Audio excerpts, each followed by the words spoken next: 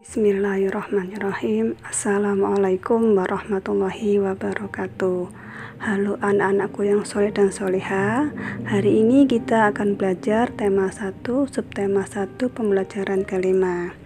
Sudah siap untuk belajar hari ini? Ayo, kalau sudah siap, disimak baik-baik ya, supaya kalian paham. Yuk kita mulai belajarnya. Coba perhatikan gambar ini. Ada gambar hewan apa ya? Benar, ada hewan kelinci dan siput. Apa ya perbedaan alat gerak kedua hewan di samping? Ya, kelinci bergerak dengan menggunakan kakinya, kalau siput bergerak dengan menggunakan otot perutnya. Hewan itu dibagi dua kelompok besar. Ada hewan kelompok vertebrata, ada kelompok hewan invertebrata. Kelompok hewan vertebrata itu kelompok hewan yang memiliki tulang belakang di tubuhnya. Contohnya apa saja hewan vertebrata itu? Yaitu ada kelinci, ada kucing, ada burung, ular, ikan, katak, dan lain sebagainya. Kalau hewan invertebrata itu kelompok hewan yang tidak memiliki tulang belakang di tubuhnya. Contohnya adalah cacing, kupu-kupu, lebah, siput, dan semut. Jadi bedanya itu vertebrata punya tulang belakang, kalau invertebrata itu tidak punya tulang belakang. Nah, meskipun ada dua hewan ini, tapi pada umumnya hewan invertebrata memiliki alat gerak serupa dengan hewan vertebrata. Coba lihat contoh ini. Di sini ada kucing. Si kucing bilang, meskipun kita berbeda kelompok hewan, ternyata alat gerak sama-sama menggunakan kaki ya. Iya kucing, kata si semut. Nah, di sini semut adalah hewan invertebrata, sedangkan kucing hewan vertebrata. Tapi kedua hewan ini alat geraknya sama, yaitu kaki. Kita lanjut yang berikutnya. Ini adalah beberapa contoh vertebrata dan invertebrata. Di sini kok ada gambar orang atau manusia ya? Manusia termasuk vertebrata, tapi bukan hewan ya. Hewan ini yang vertebrata adalah ada gorila, ada ikan, ada tikus, ada kelinci, ada kucing, ada anjing, ada ikan, katak, burung, dan penguin. Kalau invertebrata itu ada belalang, capung, laba-laba, kupu-kupu, cacing, siput, kepiting, ada udang, ada cumi-cumi.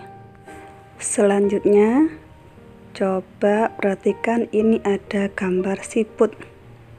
Siputnya bilang kalau dia itu bergerak menggunakan otot perut. Kalau ini adalah ubur-ubur. Ubur-ubur itu bergerak menggunakan tentakel. Kedua hewan ini termasuk hewan invertebrata atau hewan tidak punya tulang belakang.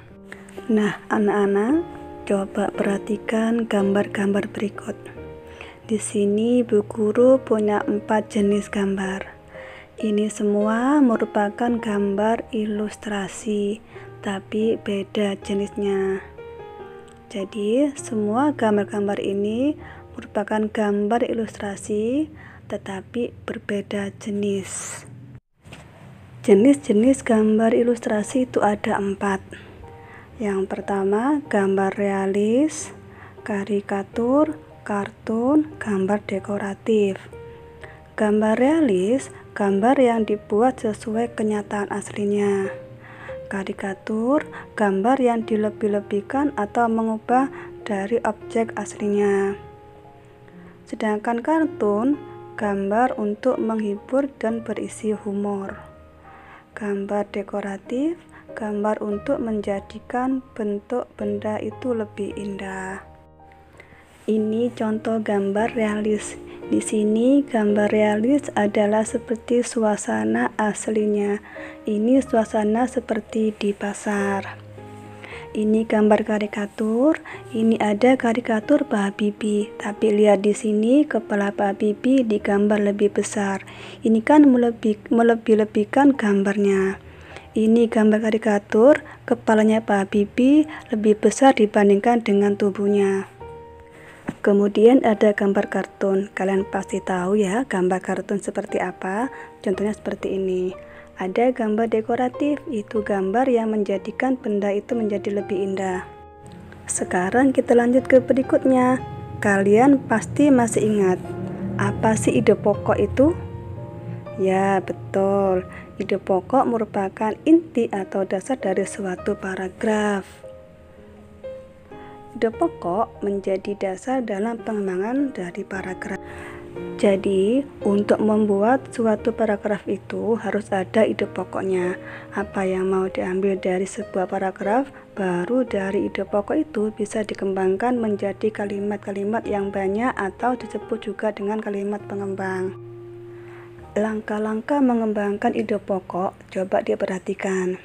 Yang pertama, untuk mengembangkan ide pokok, kita harus menentukan dulu apa sih topik yang akan diambil dari paragraf tersebut. Nah, kemudian setelah diambil topiknya, kemudian menentukan ide pokok dari paragraf yang akan dibuat. Dan setelah itu membuat sebuah kalimat berisi ide pokok atau disebut juga dengan kalimat pokok. Kalimat yang berisi ide pokok itu disebut dengan kalimat pokok. Setelah itu, mengembangkan kalimat ide pokok tersebut menjadi beberapa kalimat. Nah, kalimat-kalimat yang hasil pengembangan dari ide pokok itu disebut dengan kalimat pengembang. Setelah itu, baru menyusun kalimat-kalimat tersebut menjadi paragraf yang padu. Baik, cukup sekian dulu ya penjelasan dari Bu Guru. Mudah-mudahan kalian dapat memahaminya. Sampai jumpa lagi pada video selanjutnya. Terima kasih. Wassalamualaikum warahmatullahi wabarakatuh.